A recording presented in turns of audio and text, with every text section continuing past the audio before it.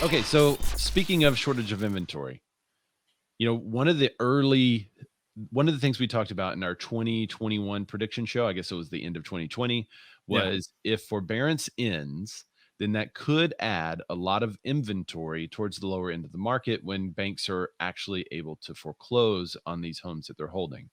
So, Dan, I think the next article you have an update on that. What's going on with it?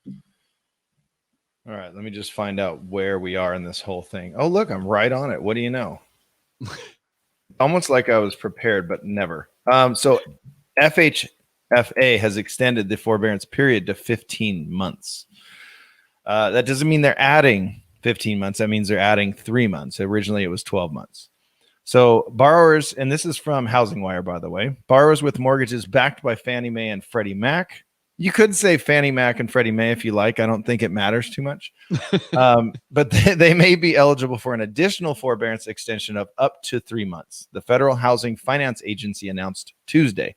FHFA forbearance plans initially had a 12-month expiration date. However, the government entity is now allowing borrowers up to 15 months of coverage.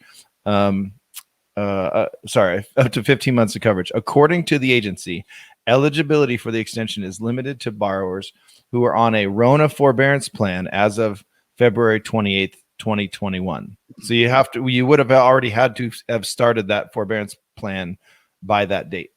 The FHFA said other limits may apply to the extension, but did not provide specific detail. Alongside its forbearance announcement, the FHFA also released that the enterprises are extending the moratoriums on single-family foreclosures and real estate-owned evictions until March 31st, 2021. So another month and a half. Well, I think the REO one is the most interesting chunk of that, because that's kind of what we're all talking about, is when are these things going to hit, right? When is it going to become shadow inventory? And then when is it going to become actual inventory? Right. When can they foreclose on these? So that's kind of the biggest one that they're extending that as well.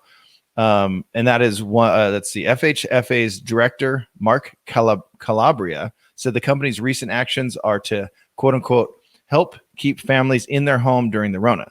And by the way, they're not saying the Rona. We don't say the other one because we get tamped down, right? Right. It should be noted that for the third month in a row, Mortgage Bankers Association estimated that 2.7 million homeowners are in some form of forbearance. And for almost 4 months, the lender forbearance portfolio volume has hovered between 5 and 6%. That's the longest percentage range that the percentage range has held since the MBA survey began back in May of last year. So it's kind of, remember, there was a lot. Everyone, when you first, let me go back to the other one so I can see you guys. If you just called and mentioned forbearance, you would go into forbearance. Yeah. But let me explain this, because I know a lot of the people in Clubhouse are new listeners, and we may have some new listeners on the YouTubes and Facebooks as well.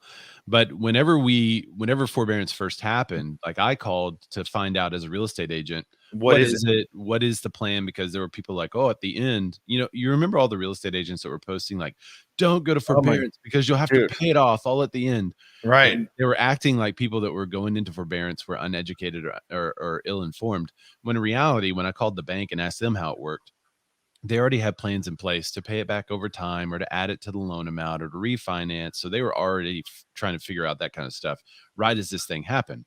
But when I called, they asked me if I wanted to be placed on forbearance. And it was just, all I had to do was call. And there were a lot of people that called to find out about it or had asked questions about it that were immediately placed into forbearance. We had a seller. All he did was call and just kind of ask about it, see what it was. He hung up the phone and was put into forbearance, and he didn't know it. So we went to close, and they're like, well, you have to clear this forbearance. And he was like, I'm not in forbearance, but he was. And all he did was ask Wells Fargo what in the world was going on. Yeah. So I just want to know about it. Boom, you're in but you got foreburned. Foreburned. Yes. If you have not seen the foreburned clip, we should link that up on, if you're watching this on the YouTube replay, we'll try to note that. But if not, go to our YouTube. It'll be a link down below, or I guess that's what they say. There's a foreburned commercial. I think I put it on my Instagram too. So you can click my head if you're in Clubhouse. So that's what Dan is referring to. Initially, there were a ton of people launched into forbearance that didn't need to be, and it went down pretty steadily. There wasn't a lot of people moving Yeah. up in the forbearance until I think it was like November, December. I think we saw a couple of others trickle into it, and the numbers started to trickle up back up a little bit. Yeah, they went up again because it was supposed to be extended, and then they did a new round of lockdowns and kind of not layoffs, but just people being furloughed. There was another round of that, so it went up. But so this is where we expected it to kind of hover, but it went down fairly quickly too. After like a month, it went down by like, okay, we're, I got furloughed for a month, or I got furloughed for 2 weeks, or it's okay. And there was a lot of that coming back, or it was just the people saying, no, I just wanted to know what it is. Right. Yeah. And they got foreburned. So the big question is, how many of those, when will this actually come back on the market? When will these properties actually show up? And will they show up? Yeah. Meaning, are people going to figure this out? We're kind of waiting for the end. Like, okay, then did they get a mortgage, adjustment? Can they refi, or whatever the case is? Right. Or are they going to be foreclosed upon? So that's kind of the thing. Now, the people I know, the agents I know that work in REOs are like, yes, it's good. The market is going to shift and fairly quickly. Well, Zillow and Redfin at the end of last year were claiming that you can't talk about Zillow, dude. Yeah, that's right. That's right. We'll get into that. So Z Store and Arfin, who are both realtors now, just stay tuned. If you're in Clubhouse, join us late, or if you're joining us late on the feed, we'll get into that. Anyway, they were predicting towards the beginning of 2020. They said at the end of 2021 or at the start of 2021, I can't remember which one, there was going to be a heavy buyer's market. Yeah, they're all talking about a big buyer's market on the way, and we were like, I don't know about that.